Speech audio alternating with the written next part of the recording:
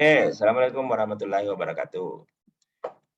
Saya ingin memberikan penjelasan umum kaitannya dengan pelaksanaan ujian akhir semester kita untuk mata kuliah proses legislatif.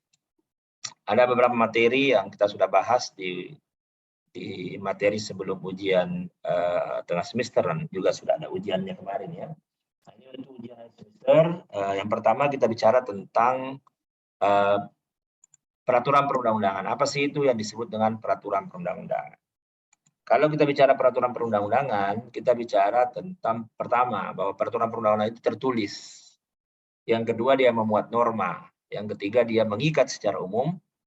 Lalu kemudian dibentuk atau ditetapkan oleh lembaga negara atau pejabat yang berwenang. Jadi ya ada misalnya bicara mengenai peraturan presiden ya. Maka itu tentu yang mengeluarkan itu adalah presiden, itu ada pejabatnya.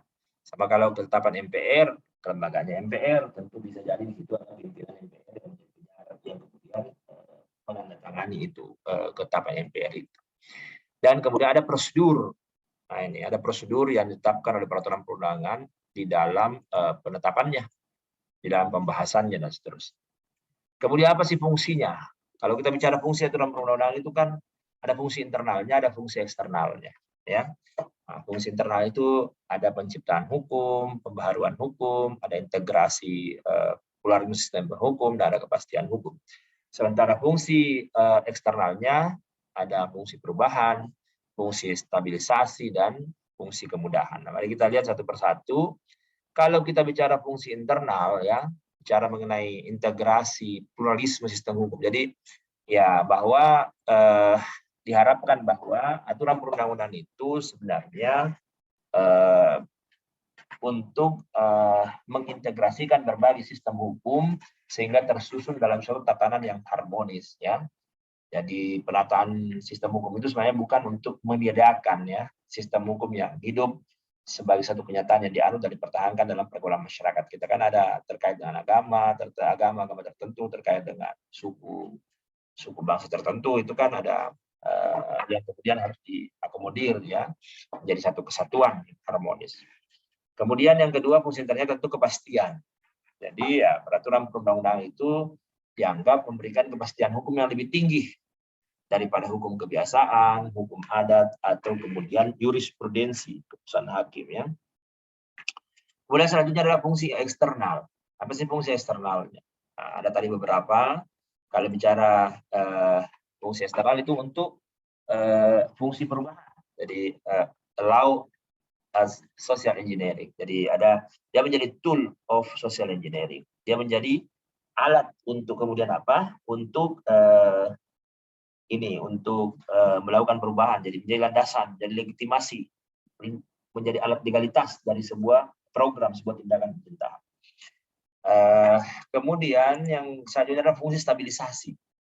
Jadi bagaimana peraturan perundang-undangan itu bisa menjamin stabilitas masyarakat. Coba kita lihat undang-undang pidana. Ada yang melakukan tindakan menghilangkan nyawa atau mengambil bukan hak ya, ada pembunuhan, pencurian begitu ya. Kalau tidak ada aturan yang mengaturnya itu bisa melahirkan kekacauan dalam kehidupan bermasyarakat, sehingga ya perlu ada aturan perundang-undangan di mana itu bisa mewujudkan stabilitas ya, keamanan untuk masyarakat. Kemudian selanjutnya tata urutan perundang-undangan. Kalau kita bicara tata urutan perundang-undangan kan ada hierarkinya itu menurut Undang-Undang 12 2011 ya, mulai dari Undang-Undang Dasar sebagai hukum tertinggi Indonesia sampai seterusnya ke bawah. Dan ini tidak boleh bertentangan. Ya, karena Kelsen mengatakan begitu. Jadi aturan perundang-undangan itu merupakan tata urutan bertingkat-tingkat, berjenjang-jenjang.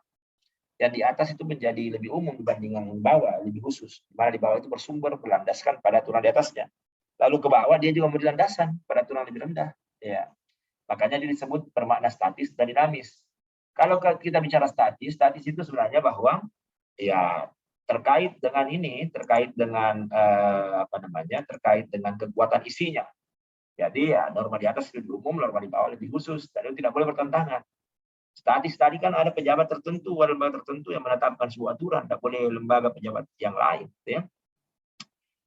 Dinamis itu kaitannya dengan berlakunya. Ini kan ubi societas ius, di mana ada masyarakat secara hukum.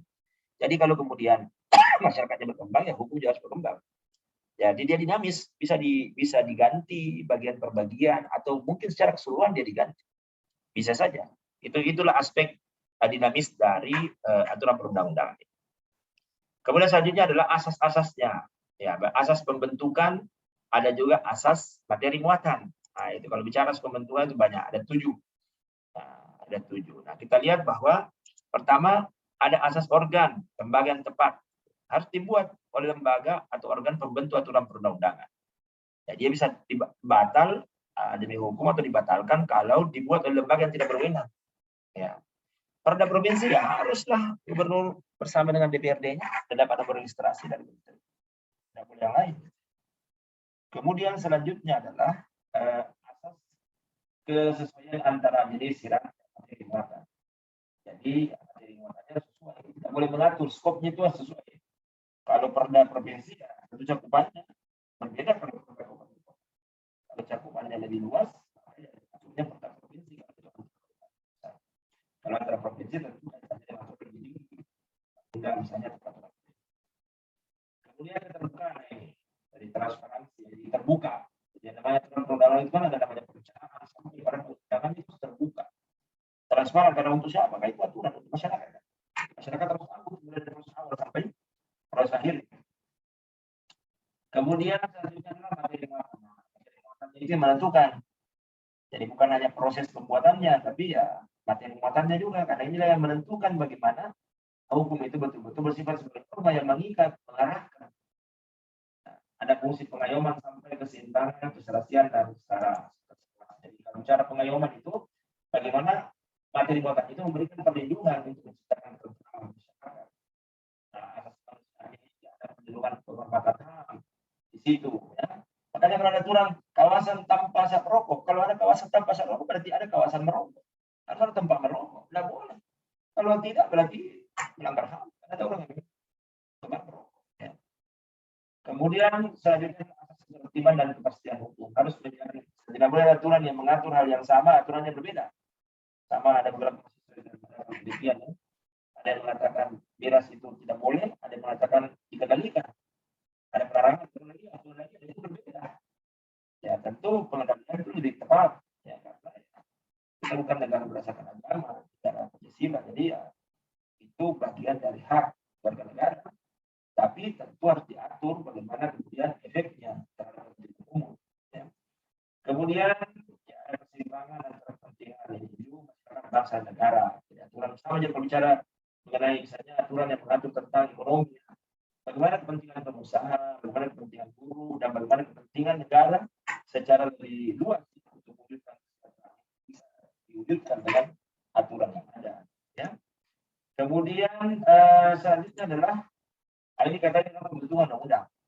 Jadi kalau kita bicara pembentukan undang-undang, ya itu ada peran dari Presiden, DPR, dan DPD. Walaupun kemudian dikatakan di konstitusi kita bahwa DPR itulah yang memegang kekuasaan untuk undang-undang, tapi tidak bisa kalau tidak disepakati bersama dengan Presiden.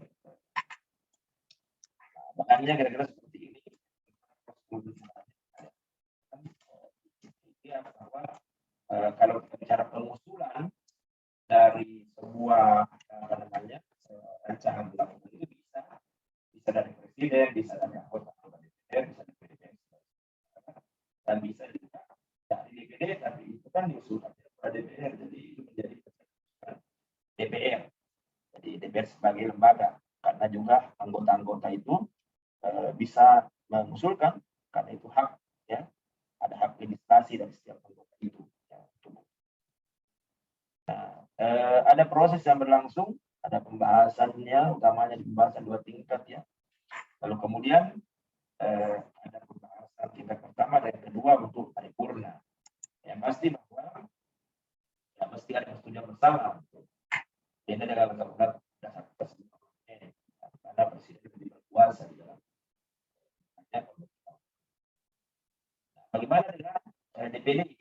Nah, DPD itu ada kewenangan tertentu. Itu yang menjadi masalah sebenarnya karena DPD itu punya legitimasi kuat. Karena dapilnya ini provinsi, legitimasi kuat. Tapi kewenangannya kelihatannya dari DPR. Padahal ini sebenarnya dia dia betul-betul kepentingan daerah. Tidak ada kepentingan partai politik di situ ya, yang lebih menggerogoti anggota. Ini kan dia membawa aspirasi aspirasinya. Nah, DPD pun tidak sampai pada persidangan kedua. Ini ada beberapa hal yang menjadi kewenangan DPD. Dan dia tidak sampai pada pembicaraan tingkat 2. Jadi hanya pada pembahasan tingkat 1. Itu pun ya diikut sertakan gitu kan, pandang cukup dari usulannya tertulis, itu tidak perlu lagi. Kemudian bagaimana dengan perda? Kalau kita bicara perda tentu ya kepala daerah bersama DPRD-nya, tapi tidak seperti Undang-Undang 32 2004 ya, bahwa kalau DPRD dan kepala daerah sudah setuju selesai. Ini tidak, karena harus registrasi dari menteri, kepala daerah sama presiden, kalau perda provinsi udah nomor registrasi dari dari gubernur atas nama wakil pemerintah pusat daerah. Kalau itu perda kabupaten kota, dan itu bisa dibatalkan kalau dianggap bertentangan ya, kaitannya tadi dengan hierarki atau undang-undang.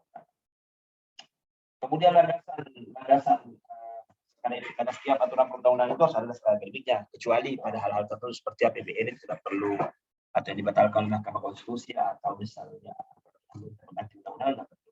Perda harus ada juga dengan nama naskah atau nama lain gitu, yang mana itu terkait dengan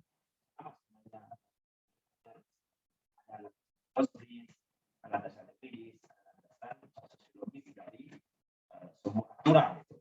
Sehingga itu perlu dibuat untuk mengisi hukum atau persoalan yang lain atau aturan yang sebelumnya yang tidak cukup untuk mengatur kehidupan berbangsa.